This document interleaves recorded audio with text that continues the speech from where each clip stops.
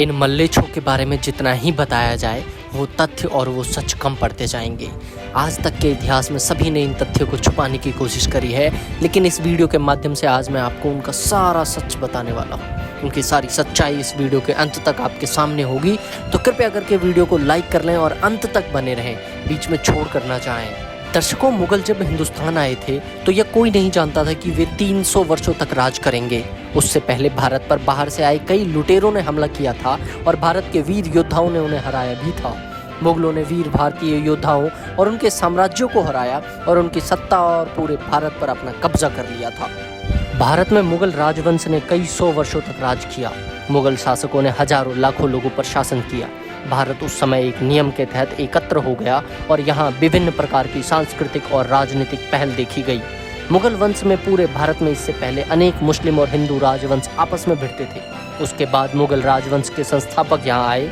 इनमें से एक था बाबर, जो तैमूर लंग का पोता था, और गंगा नदी की घाटी के उत्तरी क्षेत्र से आए विजेता चंगेज खान, जिसने खैबर पर कब्जा करने के लिए निर्णय लिया और अंततः पूरे भारत पर कब्जा कर लिया। दर्शकों, जैसे ही हम मुगल साम्राज्य के बारे में बात करना शुरू करते हैं तो उसमें सबसे पहला नाम जो आता है वो है बाबर का। बाबर ने भारत में मुगल साम्राज्य की स्थापना की थी और वह पहला मुगल सम्राट था। बाबर ने 1526 में हुए पानीपत युद्ध में लोधी वंश को हराकर भारत में मुगल साम्राज्य की स्थापना की।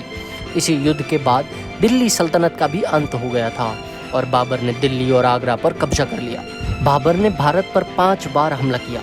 उसने 1519 में यूसुफ जई जाति के खिलाफ भारत में अपना पहला संघर्ष छेड़ा था। इस अभियान में बाबर ने बाजौर और भेरा को अपने कब्जे में कर लिया। बाबर के बाद जो शासक बना वो था हुमायूं। हुमायूं दूसरा मुगल शासक था। वह 23 साल की उम्र में मुगल सिंहासन पर बैठा। हुमायूं और शेरशाह के बीच हुई कन्नौज और चौसा की लड़ाई में शेरशाह ने हुमायूं को पराजित कर दिया, जिसके बाद हुमायूं भारत छोड़कर चला गया था। उसके बाद हुमायूं ने 1555 में सिकंदर को पराजित कर दिल्ली का राज सिंहासन फिर से संभाल लिया। मुगल सम्राट हुमायूं ने ही हफ्तों में 7 दिन अलग अलग रंग के कपड़े पहनने के नियम बनाए थे। हुमायूं के पश्चात उसका बेटा अकबर मुगल साम्राज्य का राजा बना। हुमायूं की मृत्यु के बाद उसका पुत्र अकबर मुगल राजगद्दी को संभालने के लिए 14 साल की उम्र में मुगल सम्राट बना दिया गया। उसके पिता के मंत्री बैरम खान ही उसके संरक्षक थे। अकबर को मुगलों में सबसे सफल सम्राट माना जाता है। मुगल सम्राट अकबर के शासनकाल में मुगल साम्राज्य की एक नई शुरुआत हुई थी। हल्दी घाटी के युद्ध में अकबर को महाराणा प्रताप ने कड़ी टक्कर दी थी और अकबर की हार उसमें निश्चित थी, मगर अपनों ही कुछ गद्दारी के चलते महाराणा प्रताप को उस युद्ध से भागना पड़ा था। दोस्तों, यहाँ पर मैं आपको बता दूं कि महाराणा प्रताप ही हल्दी घाटी के विजेता थे। ये कुछ ही समय पहले वैज्ञानिकों ने तथ्यों के साथ प्रूफ किया है। इस दौरान भारतीय उपमहाद्वीप के ज्यादातर हिस्से पर मुगल साम्राज्य ने अपना विस्तार किया था। अकबर ने पंजाब, दिल्ली, आगरा, राजपुताना, गुजरात, बंगाल, काबुल और कंधार तक अपना साम्राज्य फैला लिया था। अकबर के शासनकाल के दौरान आगरा किला, बुलंद दरवाजा, फतेहपुर सीकरी, हुमायूं का मकबरा, इलाहाबाद किला, लाहौर का किला और सिकंदरा में उनका खुद का मकबरा समेत कई वास्तुशिल्प कृत्यों का निर्माण भी करवाया गया। अकबर का एक अपना अलग ही धर्म था जिसे वो दीन इलाही कहता था। जहांगीर, अकबर की मौत के बाद उसके बेटे सलीम जो मुगल साम्राज्य के शासक बने और उसे हम जहांगीर के नाम से जानते हैं। जहांगीर के राज में मुगल साम्राज्य का किश्तवाड़ और कांगड़ा के अलावा बंगाल तक विस्तार किया गया, लेकिन कोई बड़ी लड़ाई या उपलब्धि नहीं हुई। जहांगीर के सिंहासन पर बैठते ही उसके पुत्र खुसरो ने सत्ता पाने की चाहत में उसके खिलाफ षड्यंत्र रच आक्रमण कर दिया, जिसके बाद जहांगीर और उसके पुत्र के बीच एक भीषण युद्ध हुआ।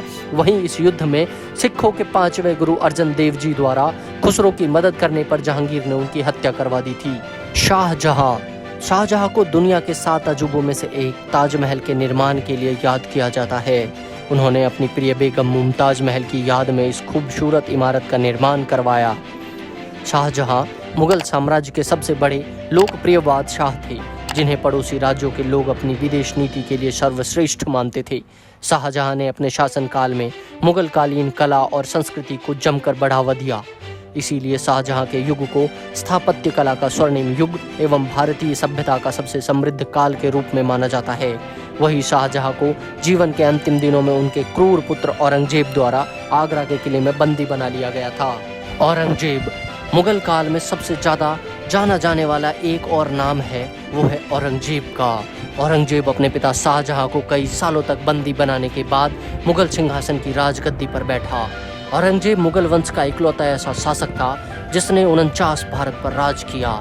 औरंगजेब ने अपने शासनकाल में भारतीय उपमहाद्वीप के ज़्यादातर हिस्सों पर अपने साम्राज्य का विस्तार किया। औरंगजेब अपने शासनकाल के दौरान कई लड़ाइयों को जीती, लेकिन मराठा साम्राज्य के संस्थापक छत्रपति महाराज शिवाजी से बुरी तरह से हार गया था। मुगल काल का ये आखिरी सफल शासक था। इसके बाद बहादुर शाह प्रथम, फर्रुखसियार, मोहम्मद शाह, अहमद शाह बहादुर, आलमगीर द्वितीय, शाह आलम द्वितीय, अकबर शाह द्वितीय, बहादुर शाह जफर ने मुगल साम्राज्य पे शासन किया, लेकिन इनके काल में कोई भी उपलब्धि हासिल नहीं की गई। आइए दोस्तों, अब जानते हैं मुगल साम्राज्य के बारे में कुछ ऐसे तथ्य जिनके बारे में किसी को आज तक पता नहीं है। मुगल शासक शाहजहां ने ताजमहल बनवाया और उसने शिल्प कला एवं भव्य स्मारक निर्मित किए थे। उस समय में अनमोल हीरे और रत्नों से बना सुंदर सिंहासन भी उसी ने बनवाया। इस खास सिंहासन का नाम तख्ते ताउस, एक अरबी शब्द जिसका मतलब मोर या मयूर होता है, रखा था।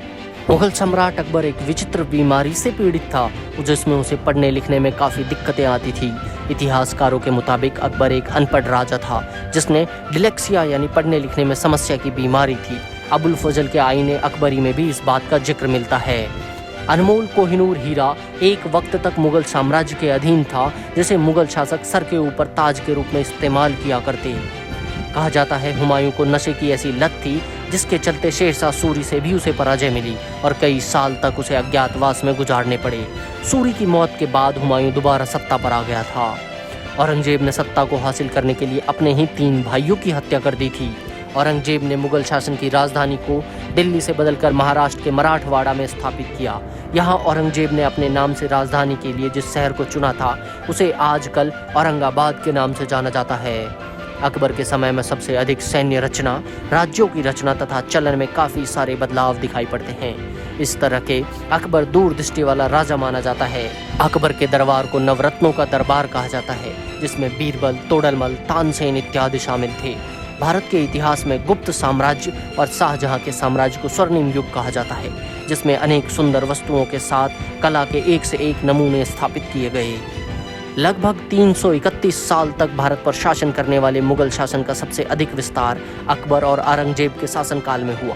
इन दोनों शासकों की विचार प्रणाली एक दूसरे से काफी अलग रही।